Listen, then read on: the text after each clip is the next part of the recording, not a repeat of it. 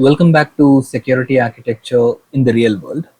I'm Saba, a security architect working closely with different teams like your engineering architects and all. So, in this series, we explore how security actually works inside modern enterprises beyond frameworks and any vendor diagrams, right? So, today topic is simple but uncomfortable for many organizations. So, the network is no longer your perimeter, but identity is.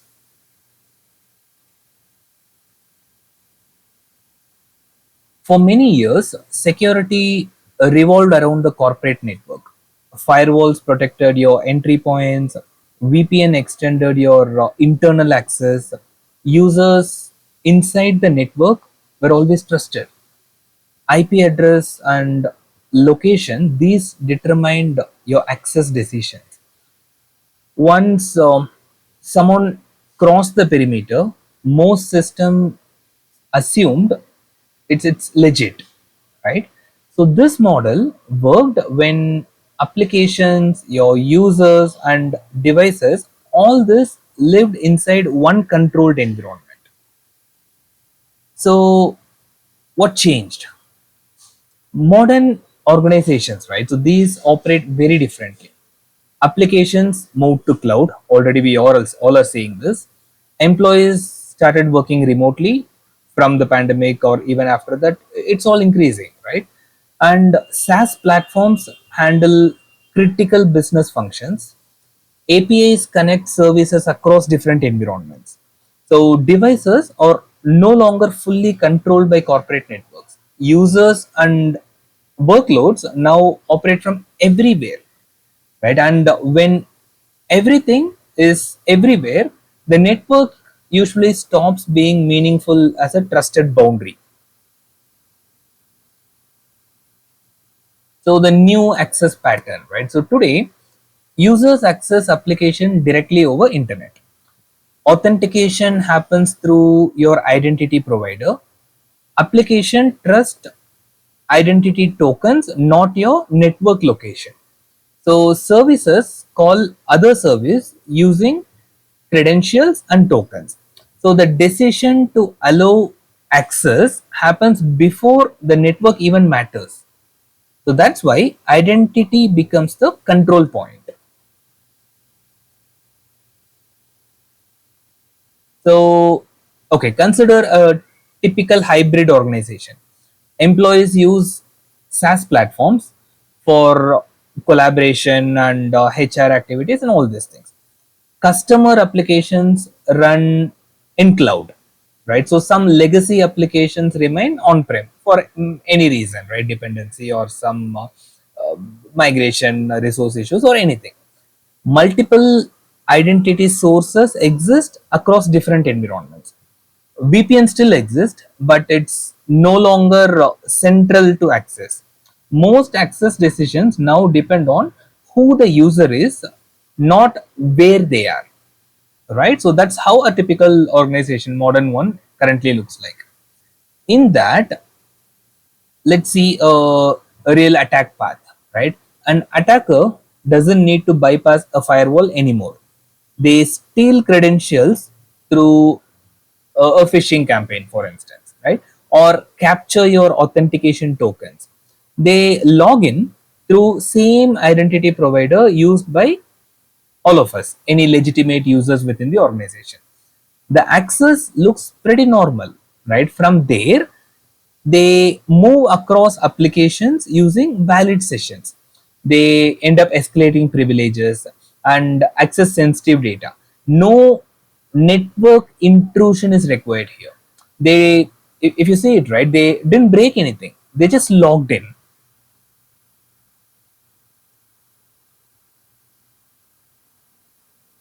So let's see like why your network security fails. So network defenses see legitimate encrypted traffic. The login is valid, the session is authenticated, no malware may even be present. From a firewall's perspective, practically nothing suspicious happened, but trust was granted at the identity layer itself, right? So perimeter security cannot detect identity abuse once your access is approved.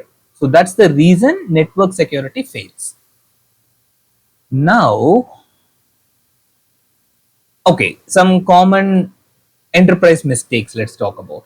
Organizations invest heavily in network controls, right? But identity governance that remains weak. Users accumulate permanent privileges.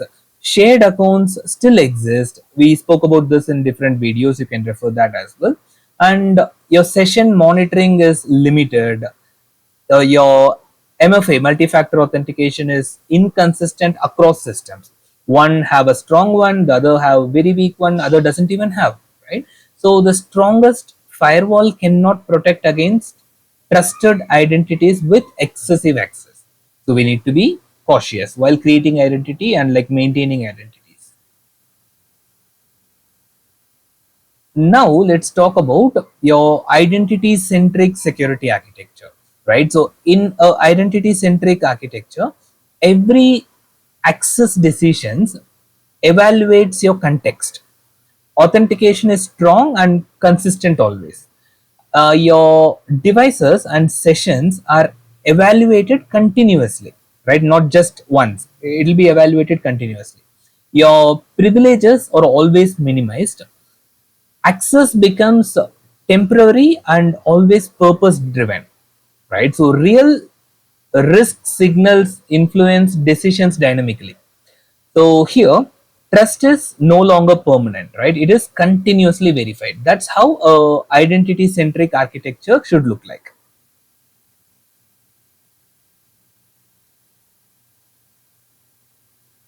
So how to build it, some architectural improvements, right? So start by centralizing your identity.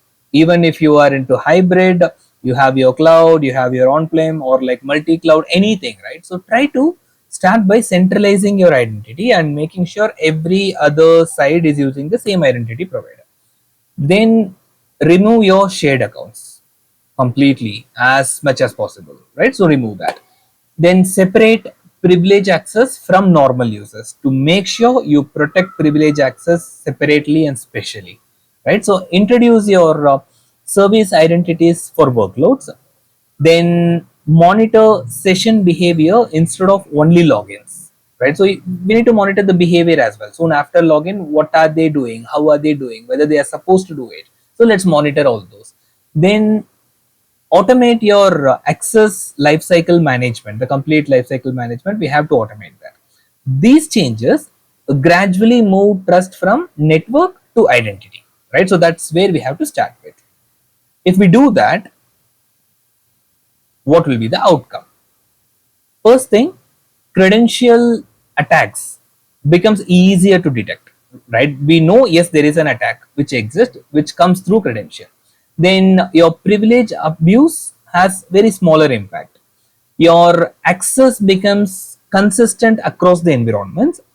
Security decisions follow users and workloads wherever they operate, right? And zero trust becomes achievable because your identity provides the control plane, right? So yeah, these will be the outcome. And